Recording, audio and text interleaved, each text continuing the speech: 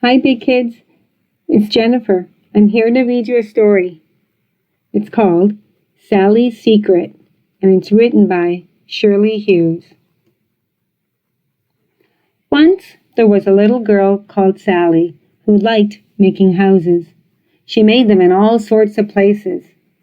Behind curtains, under tables, inside boxes, and under umbrellas. Sometimes she took some fruit and biscuits to eat in her house. Then she would make a little bed inside and pretend to go to sleep.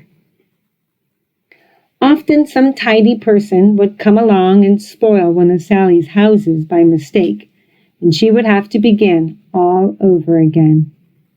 It was very annoying. One day, Sally found a secret house which nobody knew about.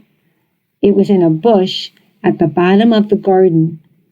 There was a hole in it just right for a front door, and inside were leafy walls and room in the middle for Sally to stand up straight. The floor was of earth and it smelled lovely. Sally fetched her own little chair. Then she brought her best rose-patterned tea set with all the handles still on it. She swept the floor with a branch and made a little path of stones up to the front door. Then Sally ran to ask her mother if she could have some tea to take into her special house. Mother gave her some plums and tiny biscuits with pink and white icing, and some real milk and lump sugar for the tea set. Sally set out all the things in her house. She arranged the plums and biscuits on some big leaves and bunches of flowers in a jam jar.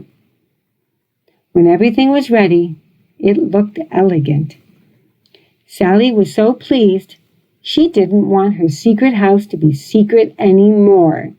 She wanted to show it to somebody. Her friend Rose was in the next door garden playing in her sand pit. "Come and have a tea party in my secret house," said Sally. Rose said she would come if she could dress up.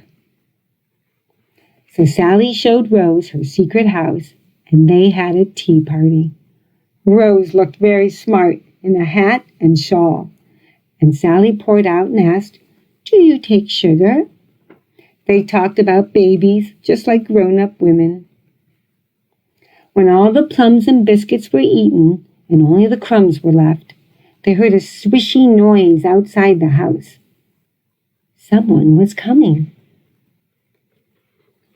It was a striped cat. She came into the house and sniffed all the teacups. Then she rubbed her soft head against Sally's legs and walked proudly out again.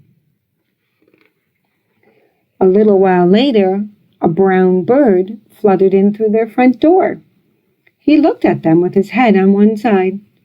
Sally and Rose sat very still. He hopped about, ate some crumbs, and then off he went. The last visitor was a ladybug, hurrying across one of the leaves. "That's 1, 2, 3, 4 visitors I've had in my secret house," said Sally, counting on her fingers. "Let's stay here forever," said Rose. But they couldn't, because it was bedtime. The end, big kids. I hope you enjoyed that story. See you soon. Bye.